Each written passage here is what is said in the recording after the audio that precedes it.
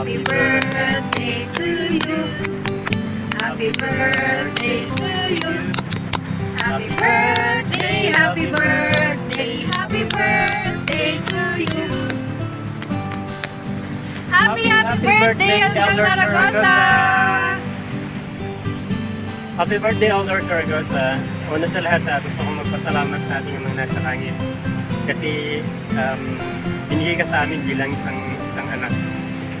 Sobrang masaya ako na maging part ka ng family namin. Hindi man tayo mayaman, pero I consider na kayo yung kayamanan namin ng mga anak namin. Kasi mas pinipili ninyong unahin yung Panginoon. So, anak, ito yung unang birthday mo na hindi tayo magkakasama. Medyo nakakapanibago kasi 18 years ng birthday mo ay kasama mo kami. Ngayon na 19 years old ka na, ay hindi ka namin kasama.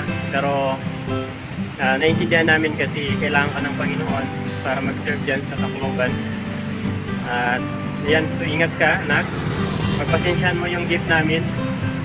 Pumunta kami dito ng Sanchez Mira para magkakasama kami nila ate mo at ni mama mo para batiin ka ng happy birthday. So ingat ka palagi dyan and see you sa 2025. So miss ka namin pero gusto namin na tapusin mo yung mission mo. So wish ko sa iyo, anak, magkaroon ka ng good health at maging malakas ka para mas magampanan mo yung tungkulin mo na mag-preach ng gospel dyan sa Tacloban. So ingat palagi, anak, mahal na mahal ka namin. And happy birthday ulit, anak. Pasensya sa birthday gift namin. Alam mo naman pinagdaanan natin, no? Pero hindi yun ang mag-ingat lang para maging masaya tayo. Yan, so happy birthday, anak.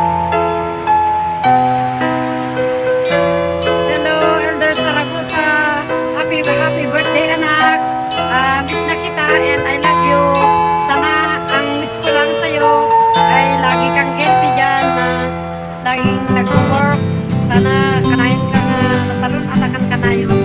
And adado pa iti dumteng blessings nga ipapakain na ako pada tayo. Uray mang pay manuto kayanin natin. I love you and I miss you. Happy birthday! Hello, Elder Zaragoza! Happy birthday! Ayan. Ayan. Miss ka na namin, Elder Zaragoza. Pero, ayun. We are so proud of you na nakikita ka namin na very hardworking sa work mo dyan sa mission. Ipagpatuloy mo lang yung magagandang gawain and rest assured